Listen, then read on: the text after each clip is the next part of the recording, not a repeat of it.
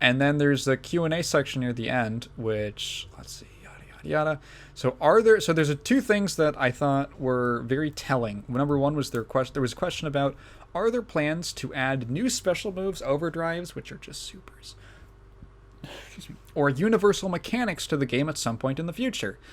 Daisuke says, I can't comment about any plans, but I suppose the fact that I can't comment on it means we're thinking about doing it at some point. Yeah. So this is a thing that you gotta read between the lines with certain, like, developer things. Because you gotta remember that game development is very difficult, and timelines have to be planned out sometimes years in advance, especially if you're working with, the larger the team you're working with, the further ahead you have to plan. This is why, like, there will be like 4 Call of Duty games in a row that are bad, because they have to plan based on, like, well, this is the next one that's coming out, we gotta follow that. Oh wait, people didn't like that. Oops, we're like a year in development already. So, like,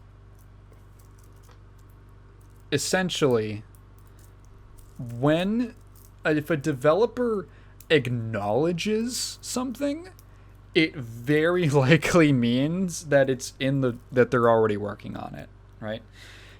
Because you're not gonna say, if you make a public statement in something like this, like, obviously, if you're just chatting, right? If you're just chatting to a dev one-on-one off mic or whatever, they'll tell you about whatever they're thinking about. But in an official, like, public forum like this, if they're talking about something, it means that they're already thinking about it. Because if you talk about it, you're creating expectations. Like, everyone reads this and they're like, oh, they're gonna add new special supers and mechanics in the future. Which, I mean, you could have guessed, but now there's an expectation because they talked about it. You don't want to do that and then not deliver. So I'm going to use an example from League of Legends. So this story has been lost to time, but way back in, like, I think season 3 of the game or something like that, they did, because Riot was a very tiny little indie team. I mean, they expanded, I think, fairly quickly, but they were like a small team. They were very inexperienced. And they put out this blog post for, I don't know if it was like the new year or like looking ahead or something like that. But they did like a blog post of like what they're working on.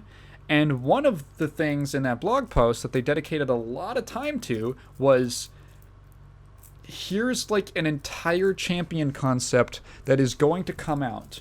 We're making Ao Shin, the Storm Dragon. And they show off all this concept art, and it's this champion, and he's like a Chinese, like, lung dragon. But he's storm and thunder themed. So he's supposed to be like this huge, he's gonna be the biggest champion in the game. And he's gonna have all these crazy lightning powers. He's gonna be awesome. He's gonna have these cool animations where he's like snake flying around and all that. And everyone was like, yo, Ao Shin, that looks badass. Can't wait for that. And then a year went by and no news. And then another year went by and no news. And then another year went by and people were like, hey, so whatever happened to Ao Shin? And no response. And eventually it became like this almost legend in the community of like, Ao Shin, the Storm Draft, like, is he gonna come out? Are they working on him? Did they cancel him? What happened? And eventually they came out with a blog post like a few years later that was like addressing that, because it was just this question in the community for forever, like, what happened to this thing? And they were like, yeah, so we straight up just announced it way too early.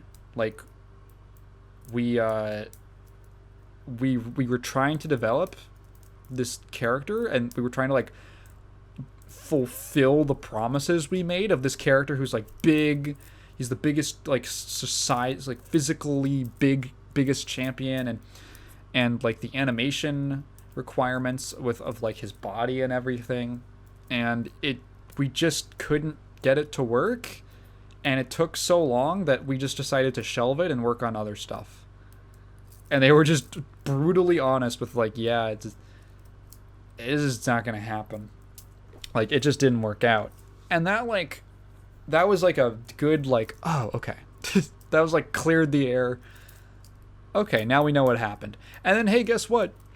That character idea was so popular that they ended up taking it off the shelf a few years later and then repurposing it into Aurelian Soul.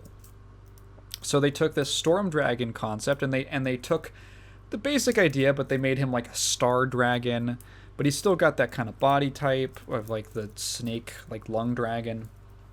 Excuse me.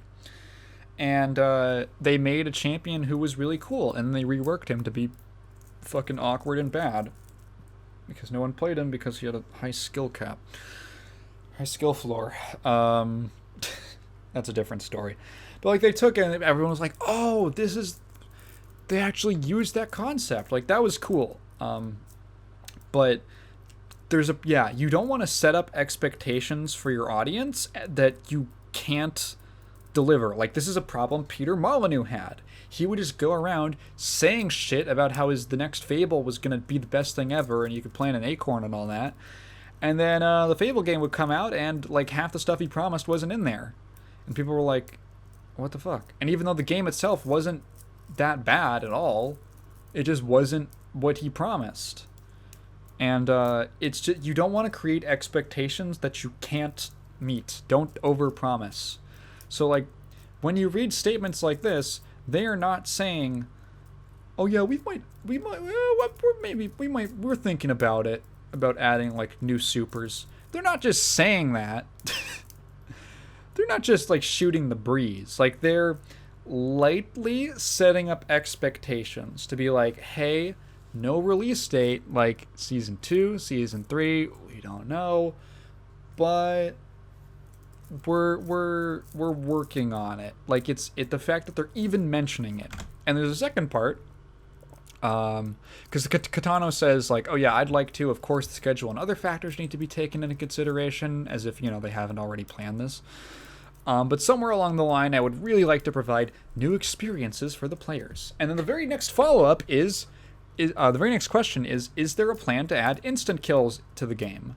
So this is one of the biggest things in the, I guess like the maybe not one of the biggest things, but this was like a big question that people had of like, are there not going to be instant kills? Because instant kills were like, they've been in like every game. To be truthful, to be fair, instant kills were not in the, I believe were not in the arcade release of Xrd. I think they got added when Sign came out, but they weren't in Xrd. So, but they're such a hallmark of the series that it's like, it's just, instant kills are just a fun way to show off a character's personality. Like, you can't really combo into them. Usually, in Xrd you can. There's certain setups you can do that are very cheesy. But like, you can't really, they're not really meant to be comboed into. They're just like fun, like just things to, it's just like a fun thing you can do. Like, oh, they go instant kill mode. Oh, what the fuck's gonna happen? No way, is he gonna get it? That kind of thing. Like, it just adds a layer of like excitement. That this guy could win the round in one hit if it doesn't block it, because you never see it, because it's such a huge risk that could just get blocked. And originally they were in the series because I think the literal quote is that Daisuke just like, he wanted something to set it up like no other game had that. He thought it would be fun. And they just became this way to show off cool animations that showed the character's personality, where, you know, you don't really have to, like, when you're doing an instant kill, you don't really have to, like supers, that's like the character fighting, so to speak, if that makes sense. It's like the character showing off a technique or something. An instant kill can just be, they do one cool thing and that kills the opponent.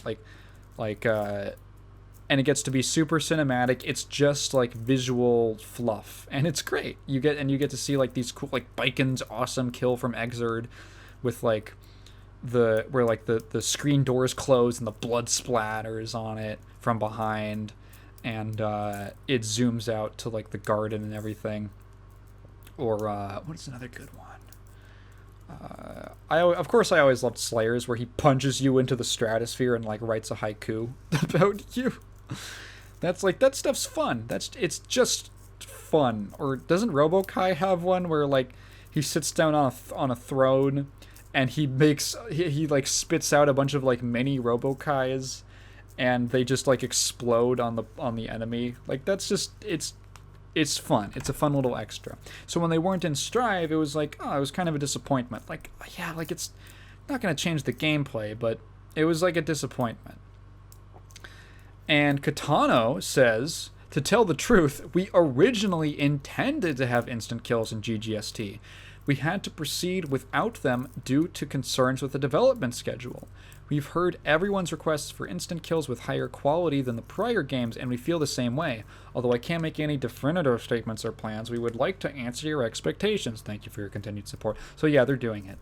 At some point, there's going to be instant kills in Strive. Like, this is the closest you could get to a confirmation of, like, we wanted to have instant kills. We couldn't because the game got, like, screwed up and the development ran into some issues, so we couldn't do it. We just wanted to get the core game out. We hear you and we want to.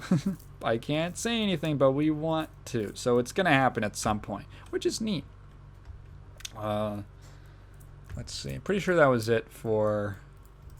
They had some things about the lobbies. They're gonna try and disperse the rankings a little more so that it isn't so concentrated to like the top like 2 floors, 2-3 floors, including Celestial. That was pretty much it. So I thought that was like a neat case study in communicating with your audience.